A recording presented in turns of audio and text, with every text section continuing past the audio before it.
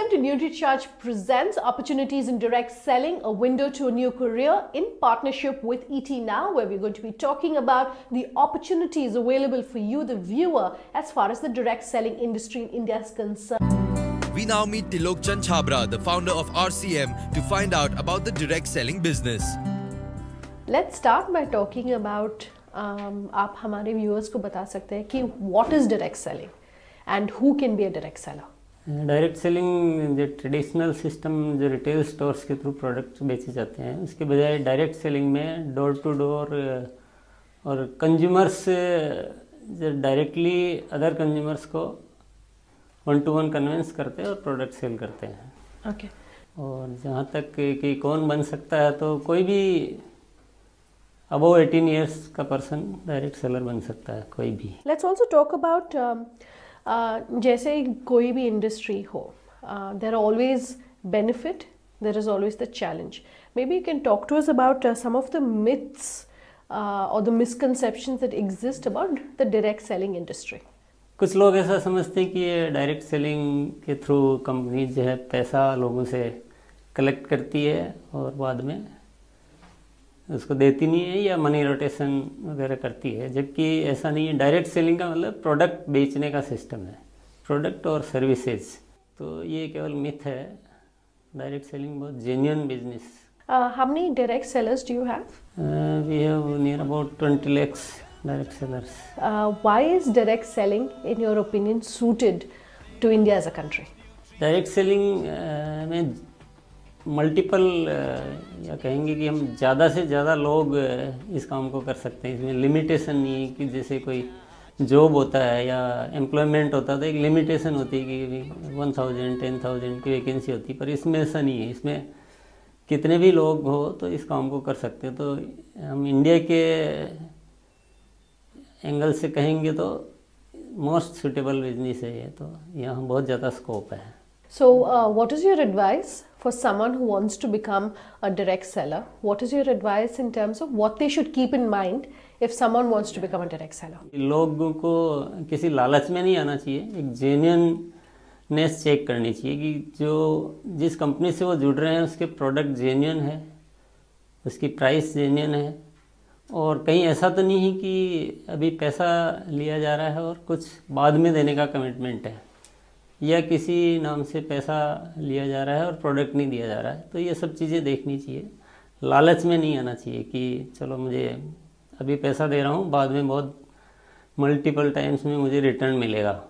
ऐसा जो प्रॉमिस करती है वो फ्रॉड होने के चांसेस रहते हैं. Let's also talk about your advice about how जो इनकम मिलती है डायरेक्ट सेलिंग से, कैन इट ऑल्सो सब्स्टिट्यूट और work hand in hand with regular income?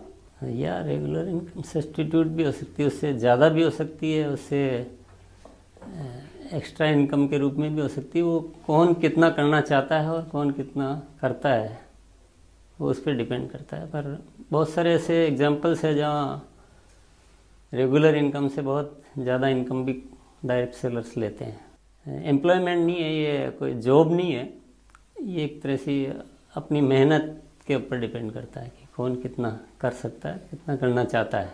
What is the nature of the industry and why is it so suited to this industry in your opinion? इसका main reason ये है कि nutraceutical products जो है, जो हमारे health के लिए हेल्पफुल रहते हैं, प्रिवेंटिव हेल्थ कह सकते हैं कि, तो इसमें वन टू वन कन्विंस करने की ज़रूरत है.